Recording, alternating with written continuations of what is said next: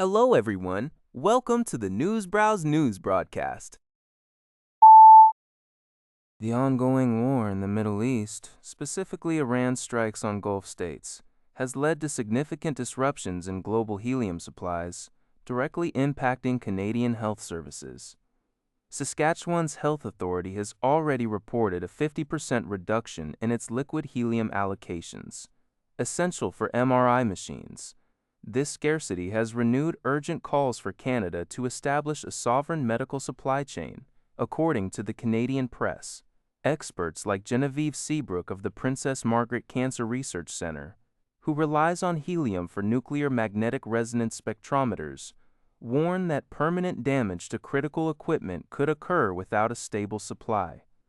Anne Snowden, CEO of the Supply Chain Advancement Network in Health, points to Canada's fragmented health systems, which lack a unified approach to proactively manage shortages.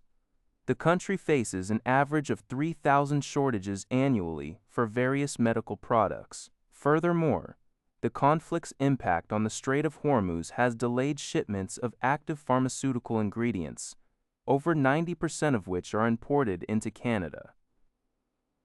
While Health Pro Canada is challenging price hikes and requiring suppliers to maintain 3 to 6 months inventory, a long-term solution involves domestic production and interprovincial collaboration to reduce reliance on volatile global markets. The Canadian Food Inspection Agency, CFIA, has announced recalls for several food products across Canada due to potential Listeria contamination. City News Everywhere reports that the affected items include Co-op brand creamy garlic and spinach salads sold in Alberta, British Columbia, Manitoba, Northwest Territories, and Saskatchewan, with best before dates between March 24th and April 4th. Additionally, numerous shredded cheese products, such as Bothwell, Goldstream, and Paradise Island brands, are subject to a national recall. The recall also extends to certain cheese ingredients found in HelloFresh meal kits sold across the country, an expansion from an earlier alert. Listeria can be present in food without visible spoilage, and symptoms of illness can include vomiting, nausea, and persistent fever. However, the CFIA confirms that no illnesses have been reported in connection with these specific recalls so far. Consumers are advised not to consume the recalled products and to consult the CFIA website for a complete list of affected items. City News Everywhere reports that Canadian astronaut Jeremy Hansen made a historic first space-to-Earth video call today, participating in a live question-and-answer session during the Artemis II mission. Speaking from NASA's Orion spacecraft, approximately 3 days into the 10-day lunar flyby, Hansen shared his impressions of the journey and provided insights into daily life beyond low Earth orbit. He highlighted the extraordinary experience of riding the rocket and the incredible views of the crescent Earth. As a mission specialist for Artemis II mission, Hansen is the first Canadian to venture into deep space, marking a significant milestone for Canada. The 4-person international crew, including NASA astronauts Reed Wiseman, Victor Glover, and Christina Koch, launched on April 1. Hansen also mentioned the plan to observe a solar eclipse behind the moon and advised young Canadians to find their passions and share them to achieve their goals. Additional live events with Hansen are scheduled for later in the mission.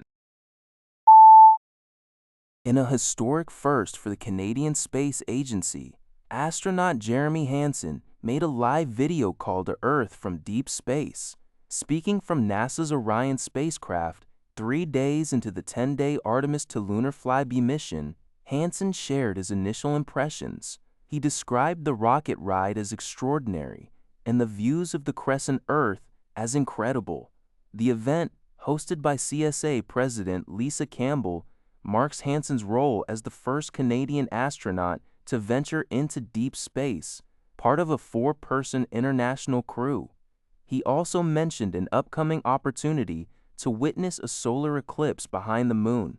To young Canadians, he advised, "It's important that you find what you're passionate about, but that you share those passions with others because you're going to find that they're going to help you achieve them."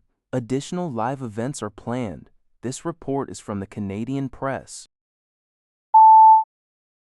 Global News reports that 2,600 Canadian tree seeds are currently traveling through outer space aboard the Artemis II mission. Encased in an aluminum foil envelope, these seeds include species like lodgepole pine, eastern white cedar, red maple, white birch, and eastern white pine. National Tree Seed Center Coordinator Darren Darbauka clarified that their journey is not for establishing a lunar forest or for scientific research in space. Instead, their primary purpose is to raise public awareness about critical conservation efforts back on Earth. Darbauka highlighted that 25% of Canada's native trees are currently imperiled or threatened, largely due to climate change. The Fredericton-based National Tree Seed Center, which safeguards over 13,000 seed collections from more than 250 tree and shrub species, hopes this unique space mission will spotlight their vital work. Beyond the seeds, Canadian astronaut Jeremy Hansen and University of New Brunswick researchers are also contributing to the Artemis II mission. That's all for this video. Thank you for watching. See you in the next video.